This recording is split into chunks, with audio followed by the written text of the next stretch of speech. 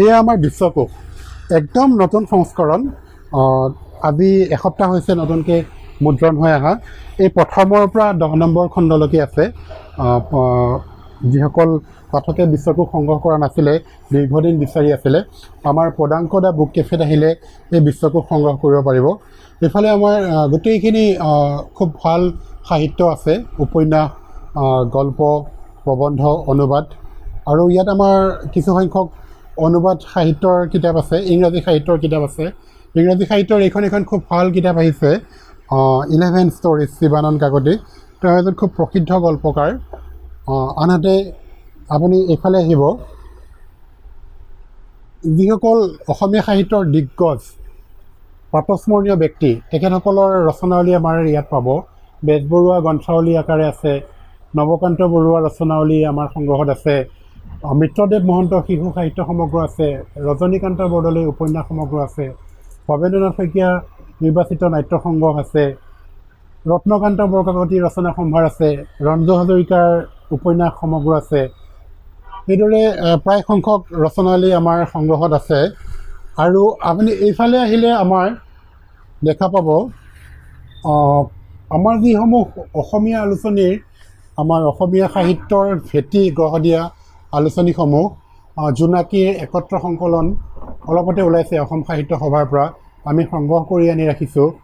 পচুৱাৰ, হেম বৰুৱা সম্পাদিত পচুৱাৰ সংগ্ৰহ নাছিলে বহুদিন, এতিয়া আমি আনি সংগ্ৰহত ৰাখিছোঁ। সেইদৰে সুৰভিখন ৰঘুনাথ চৌধুৰী সম্পাদিত সুৰভিখনো খুব ভাল সংগ্ৰহৰ কাৰণে। ৰংবং তেৰাং ৰচনাৱলী আহিছে সাহিত্য সভাৰ। এইখন এখন খুব গুৰুত্বপূৰ্ণ কিতাপ, অসমৰ সাংস্কৃতিক ইতিহাস। প্ৰথম খণ্ড, দ্বিতীয় খণ্ড, দুটা খণ্ড আছে। যতীন্দ্ৰ কুমাৰ বৰগোহাঁই ছাৰে প্ৰথম খণ্ড কৰিছিলে, দ্বিতীয় খণ্ড কৰিছে ডক্টৰ নবীন চন্দ্ৰ শৰ্মাই। খুব গুৰুত্বপূৰ্ণ কিতাপ। অসম সাহিত্য সভাৰ এইখন নতুন কিতাপ ওলাইছে ডক্টৰ চন্দ্ৰকমল চেতিয়াৰ, ডালু জনগোষ্ঠী। অসম সাহিত্য সভাৰ প্ৰায়বোৰ গ্ৰন্থ আমি সংগ্ৰহত ৰাখিছোঁ। সেইদৰে এইফালে আমাৰ উপন্যাস, অনুবাদ আদি বিভিন্ন কিতাপ আছে। অসম বুৰঞ্জীৰ কিতাপ আছে। বুৰঞ্জীৰ কিতাপত আমি বিশেষভাৱে গুৰুত্ব দিছোঁ, অসমৰ ইতিহাস, ভাৰতৰ ইতিহাস। অনুবাদ সাহিত্যৰ কিতাপ আমাৰ যথেষ্ট সংগ্ৰহত আছে, খুব ভাল ভাল অনুবাদ গ্ৰন্থ আছে। এমিলি ব্ৰণ্টেৰ এখন বিশ্ববিখ্যাত উপন্যাস, বিশ্বৰ শ্ৰেষ্ঠ 10খন উপন্যাসৰ ভিতৰত এখন বুলি কোৱা হয় ৱাডাৰিং হাইটছ। এইখন কাব্যশ্ৰী মহন্ত বাইদেৱে অনুবাদ কৰিছে।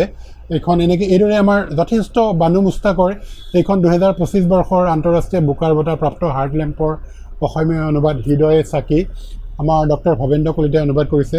অনুবাদৰ আমাৰ খুব ভাল কালেকশ্যন আছে, প্ৰায় 300 শতাধিক অনুবাদ গ্ৰন্থ আছে আমাৰ হাতত। আৰু আমাৰ জুলাইৰ প্ৰথম সপ্তাহৰ পৰা, জুলাই 8ৰ পৰা 31 তাৰিখলৈ আমাৰ ইয়াত এখন শিশু গ্ৰন্থমেলা আৰু কৰ্মশালা আছে। সেই উপলক্ষে আমাৰ আৰু যথেষ্ট সংখ্যক কিতাপ আহিব।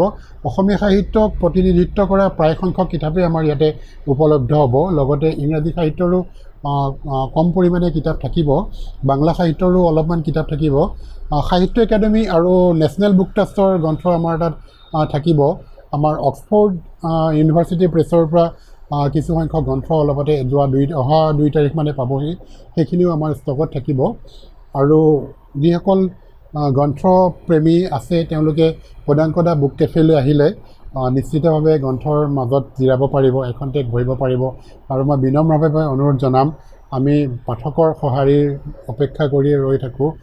পুৱা 8:30 বজাৰ পৰা নিশা 10 বজালৈকে আমাৰ এইখনেই একমাত্ৰ বিপণী হ'ব, ইমান দেৰিলৈকে আমাৰ খোলা থাকে। গতিকে যিসকল গুৱাহাটীৰ বাসিন্দা তেওঁলোকে অফিচ কৰিও আমাৰ ইয়ালৈ আহিব পাৰে, যিহেতু আমাৰ 10 বজালৈকে খোলা থাকিব। আমি তেওঁলোকক আশা কৰিয়ে 10 বজালৈকে খোলা ৰখাৰ এটা টাৰ্গেট লৈছোঁ। মই ইমানখিনিয়ে কৈছোঁ, ধন্যবাদ।